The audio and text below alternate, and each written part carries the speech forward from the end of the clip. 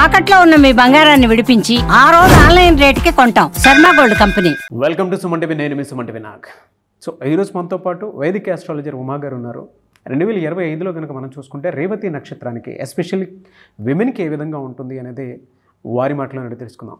నమస్కారం ఉమా గారు. నమస్తే నాగరాజు గారు. 2025లో కనుక మనం చూసుకుంటే అండి ఎస్పెషల్లీ విమెన్కి వైదిక ఆస్ట్రాలజీ ప్రకారం రేవతి నక్షత్రం వారికి ఏ విధంగా ఉండే అవకాశం ఉంటుందండి? ఇక్కడ ముఖ్యంగా రేవతి నక్షత్రం అండి.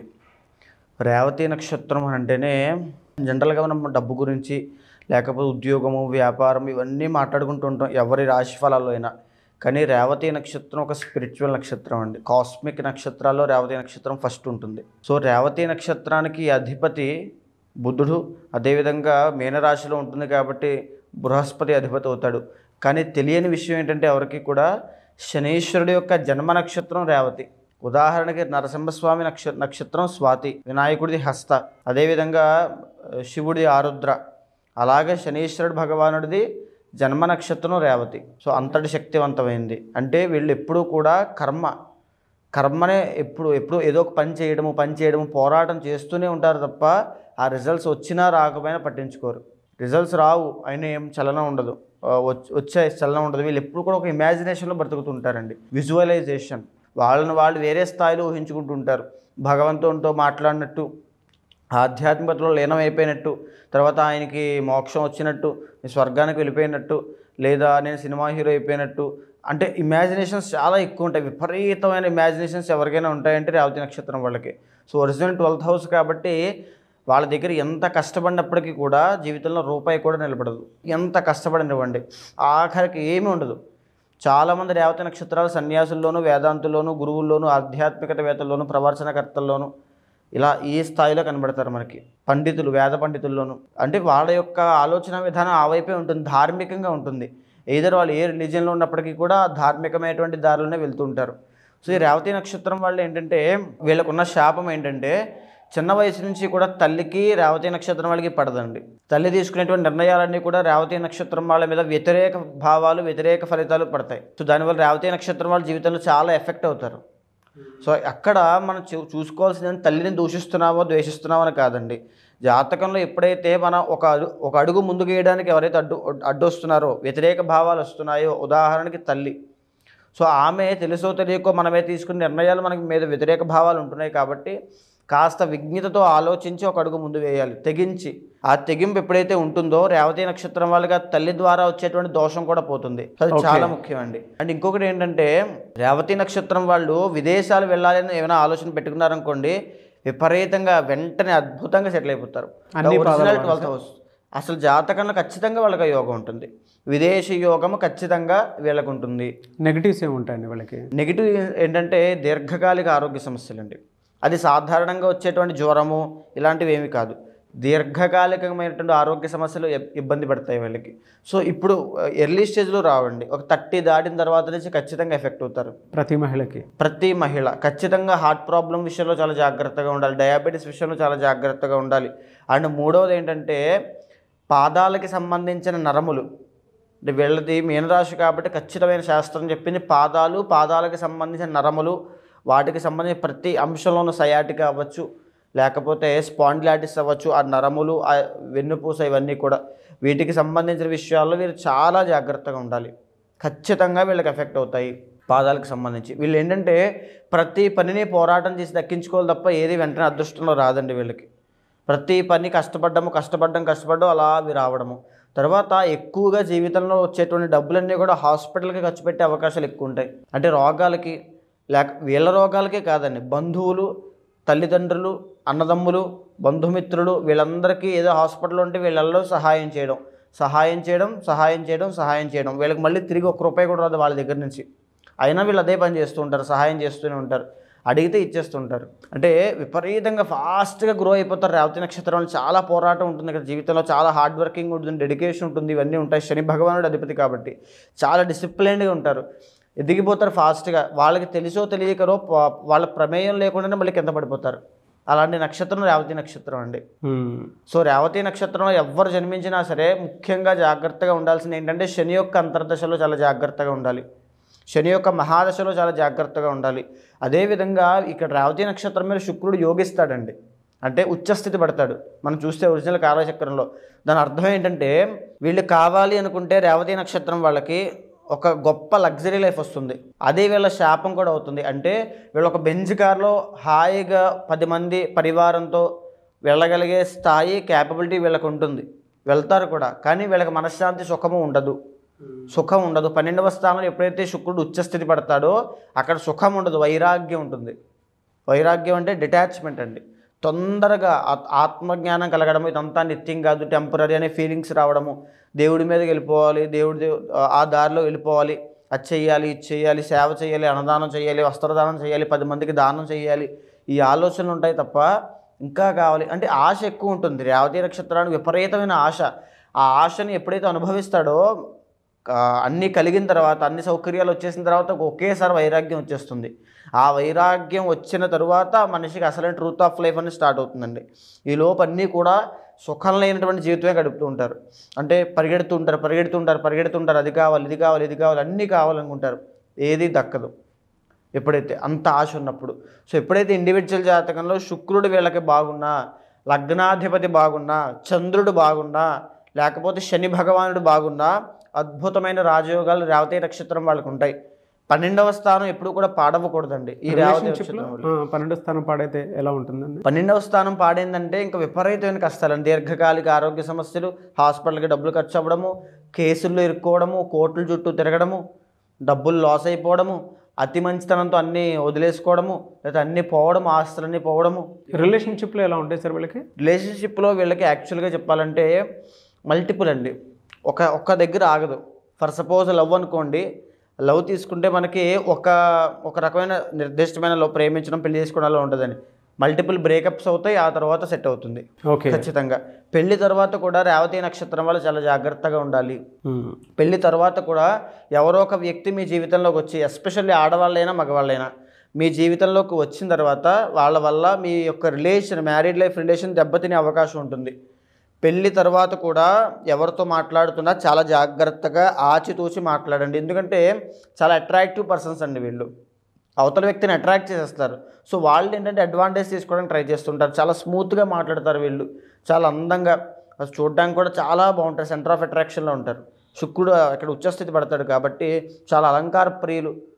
సో ఇన్ని క్వాలిటీస్ ఉన్నప్పుడు అవతల వ్యక్తి తీసుకోవడానికి ట్రై చేస్తూ ఉంటారు. సో ఎప్పుడూ కూడా రేవతి నక్షత్రం వాళ్ళని 10 మంది ఫ్రెండ్ చేసుకోవడానికి చూస్తారండి, మిత్రుడిగా చేసుకోవడానికి చూస్తారు, కలుపుకోవడానికి చూస్తారు. ఎందుకంటే వీళ్ళ దగ్గర గుణాలు అలా ఉంటాయి. 10 మందికి దానం ధర్మం చేసే గుణాలు, 10 మందికి మంచి చేసే గుణాలు, 10 మందికి సేవ చేసే గుణము, వీళ్ళు ఖచ్చితంగా ప్రజలకి అదేవిధంగా సమాజానికి అవసరమైనటువంటి వ్యక్తుల కింద అవుతారు. కాబట్టి వీళ్ళని ఎవరు వదులుకోవాలనుకోరు. సో ఇక్కడ ఏంటంటే మీ రిలేషన్ గురించి అడిగారు కాబట్టి మ్యారేజ్ తర్వాత ఎవరో ఒక వ్యక్తులు కానీ జీవితంలోకి వచ్చి ఆ రిలేషన్ దెబ్బతీసే అవకాశాలు ఎక్కువ ఉంటాయి. సో అలాంటి విషయాల్లో చాలా అప్రమత్తంగా ఉండాలి. మ్యారీడ్ లైఫ్లో రిలేషన్ పాడయ్యే అవకాశాలు ఈ మూడో వ్యక్తి ఇన్ఫ్లుయెన్స్ వల్లే ఉంటాయి. జనరల్గా అడుగుతున్నానండి, 2025లో కనుక మనం చూసుకుంటే ఓవరాల్ ఇయర్లో ఏ మంత్లో ఏ విధంగా ఉండే అవకాశం ఉంటుంది? ఇప్పుడు జనవరి మాసం నడుస్తుందండి.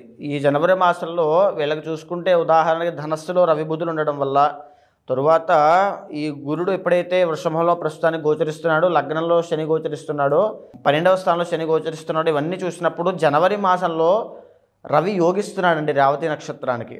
వృత్తి వ్యాపారాలలో ఎవరైతే గవర్నమెంట్ పరంగా వృత్తిలో ఉన్నారో, లేకపోతే ఎవరైతే ఉద్యోగం చేస్తూ ఉన్నారో, లేకపోతే మెడికల్ షాప్స్ అవ్వచ్చు, గోల్డ్ షాప్స్ అవ్వచ్చు రేవతి నక్షత్రం వాళ్ళు, తర్వాత వ్యాపారాల్లో చిరు వ్యాపారం, చిన్న వ్యాపారాలు పెట్టుకున్నారో వీళ్ళందరికీ కూడా తిరుగులేనటువంటి అభివృద్ధి, సడన్ గ్రోత్స్ జనవరి మాసంలో కళారంగం వాళ్ళకి, రేవతి నక్షత్రంలో కళారంగం వాళ్ళు చాలా బాగా రాణిస్తారండి, అట్రాక్టివ్ పీపుల్ కాబట్టి.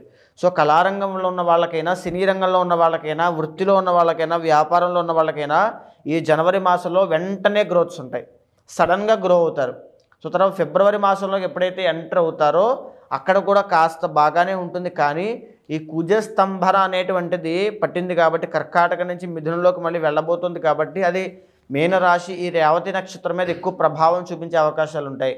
సో వీళ్ళు ఆరోగ్యపరంగా చాలా జాగ్రత్తగా ఉండాలి. శత్రువులు ఈ ఫిబ్రవరి నెలలో, రాబోయేటువంటి ఫిబ్రవరిలో శత్రువులు విపరీతంగా పెరుగుతారు, మిమ్మల్ని ఇబ్బంది పెట్టే అవకాశాలు ఉంటాయి. నరదృష్టి పాలవ్వడము, శత్రువులు అవ్వడము, ఏడుపు, గోల. ఈ రేవతి నక్షత్రం మీద ఎక్కువ ఇవే ఉంటాయండి. 10 మంది ఎప్పుడు వీళ్ళని చూసి ఏడుస్తూనే ఉంటారు. అయితే ఈ శత్రువులు ఎక్కువగా విపరీతంగా ఇబ్బంది పెట్టడం, వాళ్ళ యొక్క ప్లాన్స్ వీళ్ళకి తెలియక ఇబ్బంది పడ్డము, ఇవన్నీ జరుగుతాయి. మార్చి 30 తర్వాత, ఫిబ్రవరి అయిపోయిన తర్వాత మార్చి నెలలో 30వ తారీఖు తర్వాత ఏలినాడు శని 2వ ఫేజ్ స్టార్ట్ అవ్వబోతుంది వీళ్ళకి.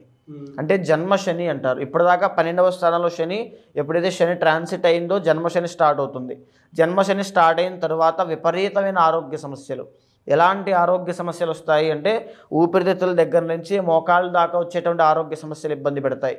విపరీతంగా ఈ స్టమక్కి సంబంధించిన సంతానపరమైనటువంటి ఇబ్బందులైనా ఈ రేవతి నక్షత్రం వాళ్ళకి కలుగుతాయి. కాబట్టి జాగ్రత్తగా ఉండాలి. ఇంకా జన్మశని వల్ల వచ్చేటువంటి ఇబ్బందులు ఏంటంటే కుటుంబపరమైనటువంటి సమస్యలు, కుటుంబ సభ్యులతో తగాదాలు అవ్వడము, గొడవలు పెట్టుకోవడము, వాళ్ళు వీళ్ళని ఐడెంటిఫై చేయలేకపోవడము, సరైన గుర్తింపు రాదు. ఎంత కష్టపడినా వీళ్ళకి తగిన గుర్తింపు రాదు. దీంతో పాటు ఆస్తులు ఏమైనా ఉంటే అమ్మేసేటువంటి అవకాశాలు కూడా ఉంటాయి ఈ జన్మశనిలో. అంటే ఏదో వస్తుంది అనేటువంటి ఆశతో ఉన్న ఆస్తి కూడా అమ్మేసుకుంటారు. కాబట్టి అలాంటి విషయాలు ఏమైనా ఉంటే చాలా జాగ్రత్తగా ఉండాలి. తరువాత ఎప్పుడైతే గురుడు జాతకంలో మిథునంలోకి ఎంటర్ అవుతున్నాడో, మీనం, మేషం, వృషభం, మిథునం 4వ స్థానంలోకి గురుడు ఎంటర్ అవబోతున్నాడు. దీనివల్ల వచ్చేటువంటి 2 బెనిఫిట్స్ ఉంటాయి, ఒక నెగిటివ్ ఉంటుంది. ఏమిటనంటే 4వ స్థానంలో గురుడు ఎప్పుడైతే ఎంటర్ అవుతూ ఉంటాడో కుటుంబపరమైన కలహాలు ఉంటాయి. తర్వాత గృహయోగం కూడా సిద్ధిస్తుంది. ఎవరైనా ఇల్లు కొనాలి, ఇల్లు కట్టుకోవాలి, ఇలాంటి అవకాశాలు, భూలాభం కావాలి, స్థలం కొనుక్కోవాలి, ఆస్తులు ఏమైనా కొనాలి అనుకున్నా, లేకపోతే వాహనాలు కొత్తవి కొనుక్కోవాలనుకున్నా మే 15వ తారీఖు తర్వాత నుంచి అక్టోబర్ లోపు వీళ్ళు ఖచ్చితంగా ఈ యొక్క వాహనాలు కానీ ఆస్తులు కానీ కొనే అవకాశాలు ఎక్కువగా ఉంటాయి. ఇక ఏప్రిల్ మాసం నుంచి జూన్ మాసం దాకా యావరేజ్గా ఉంటుంది. ఎందుకంటే ఇక్కడ రవి బుధుడు యొక్క ట్రాన్సిట్ వల్ల ఫ్లక్చువేషన్స్ ఉంటాయి, అప్స్ అండ్ డౌన్స్ ఉంటాయి. ఎప్పుడైతే మే 18వ తారీఖు తర్వాత ఈ యొక్క రాహు కుంభంలోకి వెళ్ళబోతున్నాడో, ఈ రాహు యొక్క ట్రాన్సిట్ వల్ల ఎవరైతే వ్యసనాలు ఉంటాయో, ఈ స్మోకింగ్ అవ్వచ్చు, మద్యపానం అవ్వచ్చు, వ్యసనాలు ఉంటాయో ఈ రేవతి నక్షత్రం వాళ్ళకి, లేదా ఆరోగ్య సమస్యలు ఇప్పటిదాకా ఉన్నాయో వాళ్ళందరూ కూడా హాస్పిటల్ పాలవబోతున్నారు ఖచ్చితంగా. 12వ స్థానంలో రాహు, మీకు బెట్టింగ్స్ ఉన్నా, జోదం అలవాటు ఉన్నా, దుర్వ్యసనాలు అలవాట్లు ఉన్నా, లేకపోతే డబ్బులు ఎక్కడైనా ఇన్వెస్ట్ చేసినా వాటి విషయాల్లో మీరు చాలా జాగ్రత్తగా ఉండాలి. లేకపోతే ప్రతి దాన్ని నష్టపోతారు. హాస్పిటల్కి డబ్బులు ఖర్చు పెట్టాల్సిన అవసరం వస్తుంది. విపరీతమైన ధన నష్టం కలుగుతుంది. అనుకోని సంఘటనలో లక్షల రూపాయలు నష్టపోతారు. భారీ మొత్తంలో డబ్బు నష్టం అవుతుంది. దాచుకున్నవన్నీ నిలబడకుండా వెళ్ళిపోతాయి. ఒక్క రూపాయి కూడా నిలబడకుండా తుడిచిపెట్టుకు వెళ్ళిపోతుంది. అది ఎప్పటిదాకా ఉంటుంది అంటే అక్టోబర్ దాకా ఈ యొక్క దోషం ఉంటుంది. ఆ తరువాత అక్టోబర్ తర్వాత ఎవరైతే సంతానం కోసం ప్రయత్నం చేస్తున్నారో వాళ్ళకి విజయము, శుభవార్తలు వినేటువంటి అవకాశాలు అక్టోబర్ టు డిసెంబర్ వరకు కనబడుతున్నాయి. తరువాత ఎవరైతే లవ్ ప్రాబ్లంతో ఇబ్బంది పడుతున్నారో, ప్రేమ వ్యవహారాల్లో అక్టోబర్ టు డిసెంబర్ విజయం. డిసెంబర్ తరువాత మరలా విపరీతమైనటువంటి సమస్యలు ఎదుర్కొంటారు. సో ఈ రకంగా 2025లో రేవతి నక్షత్రం వాళ్ళకు ఉంటుంది. దీంతోపాటు మార్చి 28వ తారీఖు దగ్గర నుంచి 30వ తారీఖు దాకా పట్టేటువంటి షష్టగ్రహ కూటమి ఈ రేవతి నక్షత్రం మీద విపరీతమైన ప్రభావం చూపించబోతోంది. లగ్న స్థానంలో ఈ రేవతి నక్షత్రం వాళ్ళకి ఈ యొక్క షష్టగ్రహ కూటమి పడుతోంది. ఎవరైనా ఏవైనా ఆరోగ్య సమస్యలు ఉన్నట్లయితే వాటి విషయాల్లో చాలా చాలా జాగ్రత్తగా ఉండాలి. ఎక్కువగా ఫిజికల్గా వాళ్ళ బాడీ మీదే ఎఫెక్ట్ అనేది కనబడుతోంది. 6 గ్రహాల కలయిక. రెండవది, ఈ షష్టగ్రహ కూటమి వల్ల 7వ స్థానంలో ఉన్నటువంటి కేతు యొక్క ప్రభావం వల్ల, దృష్టి వల్ల వైవాహిక జీవితంలో పెను మార్పులు రాబోతున్నాయి. వ్యాపారంలో నష్టాలు చూడబోతున్నారు. ఓన్లీ వ్యాపారంలోనూ, వైవాహిక జీవితం మీద, ఆరోగ్యం మీద, ఈ 3 అంశాల మీద రేవతి నక్షత్రం వాళ్ళు ఈ సంవత్సరంలో దెబ్బతినబోతున్నారు. ఓకే.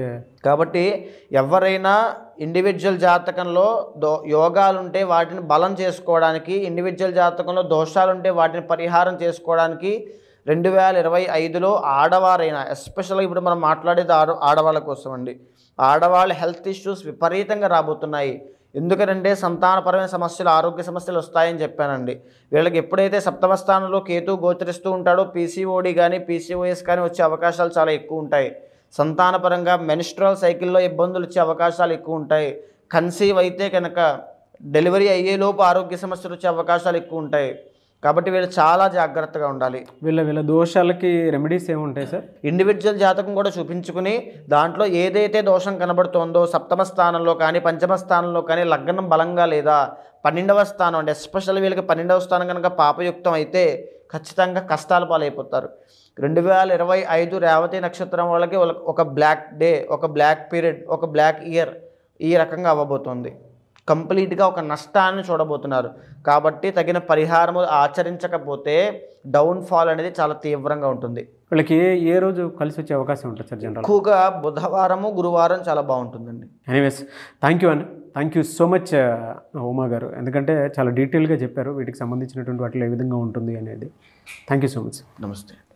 ఏవైతే మీరు మాట్లాడటం జరిగిందో వాటికి సంబంధించినటువంటి వాటిలో ఏదైనా చిన్న దోషం ఉన్నా లేదా పరిహారాల కోసం అని చెప్పేసి పూజల కోసం, హోమాల కోసం, లేదా మంచి లగ్నం కోసం, లేదా కొంతమందికి ఏంటంటే సంతానానికి సంబంధించిన ఇష్యూస్ ఉంటాయి. కొంతమందికి ఏంటంటే వ్యాపారం ఏదైనా మంచి టైంలో ప్రారంభించాలనుకుంటారో వారి పేరు వాళ్ళని బట్టి ముందుకెళ్ళాలి అనుకునేటువంటి వాళ్ళు ఉంటారు.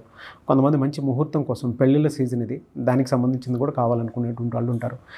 మిమ్మల్ని వీడియోస్ చూసిన తర్వాత అప్రోచ్ అవ్వాలి అనుకునేటువంటి వాళ్ళకి మీరు ఏం చెప్తారు? అపాయింట్మెంట్ ఇస్తారా? ఎలా అప్రోచ్ అవ్వాలి? తప్పకుండా అండి. ఇప్పుడు నేను చెప్పినటువంటివన్నీ కూడా గోచార ఫలితములు, అదేవిధంగా జ్యోతిష్ శాస్త్రంలో చెప్పబడిన బ్లూ ప్రింట్ అండి నేను చెప్పింది. సో ఎప్పుడైతే మీ ఇండివిజువల్ జాతకంలో నేను ఒక్క విషయం చెప్తాను నాగరాజు గారు, అవుట్ ఆఫ్ 10 పీపుల్ అంటే ప్రతి 10 మంది జాతకంలోనూ ఎవరికో ఒక్కరికైనా ఖచ్చితంగా గొప్ప రాజయోగం ఉంటుంది. కానీ ఇప్పుడున్నటువంటి భారతదేశంలో ఎన్నో కోట్ల మంది కూలీ పని చేస్తున్నారు. కొన్ని కోట్ల మంది చదువుకున్న చదువుకి ఉద్యోగానికి సంబంధం లేక బ్రతుకుతున్నారు. కొన్ని కోట్ల మంది వైవాహిక జీవితంలో ఇబ్బందులు వచ్చే విధంగా బతుకుతున్నారు. కొన్ని కోట్ల మంది ఆరోగ్య సమస్యలతో ఇబ్బంది పడుతున్నారు. వీళ్ళందరికీ కూడా సరైన అవగాహన లేకపోవడమే. మనకి జ్యోతిష్ శాస్త్రం ఆయుధం అనేటువంటిది ఉంది. అది చూసిన తర్వాత ఏ పరిహారం ఆచరించవచ్చు, దేని ద్వారా ఏది వస్తుందో తెలుసుకోవచ్చు, ఏ సమయంలో జాగ్రత్తగా ఉండాలి ఇవన్నీ కూడా తెలుసుకోవచ్చు, జాగ్రత్త పడవచ్చు. అలాంటి వాళ్ళు ఎవరికైనా సరే వాళ్ళకి తప్పకుండా నేను సహాయం చేస్తాను. తప్పకుండా వాళ్ళ వెనకాల నేను ఉంటాను. ఏ సక్సెస్ కావాలో, దానికి ఎలాంటి మార్గంలో వెళ్ళాలో, ఎలాంటి దారి తీసుకోవాలో, ఏ సమయంలో ఆలోచించాలో తప్పకుండా వాళ్ళకి నేను దిశానిర్దేశం చేస్తాను. తప్పకుండా కన్సల్ట్ అవ్వండి, తప్పకుండా మాట్లాడతాను. డెఫినెట్గా. Thank you so much Uma గారు. నమస్తే. చూసారు కదండి వీడియో. ఈ వీడియోపై మీ అభిప్రాయాన్ని కమెంట్ బాక్స్లో పోస్ట్ చేయండి. ముఖ్యంగా మీరు కనుక ఏ చిన్న డౌట్ ఉన్నా సరే వాటికి సంబంధించినటువంటి వీడియోస్ కావాలనుకుంటే మీరు కింద కామెంట్ బాక్స్లో పోస్ట్ చేయొచ్చు. డెఫినెట్గా వాటి మీద మేము వీడియోస్ చేస్తాము. అట్ ద సేమ్ టైం ఎవరైనా సరే వారి వ్యక్తిగత జీవితానికి సంబంధించినటువంటి వేదిక ఆస్ట్రాలజీ ప్రకారం ఏం చెప్తుందని తెలుసుకోవాలి అనుకునేటువంటి వాళ్ళు ఎవరైనా సరే ఉమా గారిని అప్రోచ్ అవ్వాలి అనుకుంటే స్క్రీన్ మీద మీకు కాంటాక్ట్ నెంబర్ కనిపిస్తుంది. దాన్ని మీరు కాలర్ మెసేజ్ వాట్సాప్ చేసి వెంటనే అపాయింట్మెంట్ బుక్ చేసుకోండి. అండ్ ఈ వీడియో లైక్ చేయండి, షేర్ మాత్రం తప్పకుండా చేయండి. ఇలాంటి మరిన్ని వీడియోస్ కోసం మా ఛానల్ ఫాలో అవ్వండి. Thank you.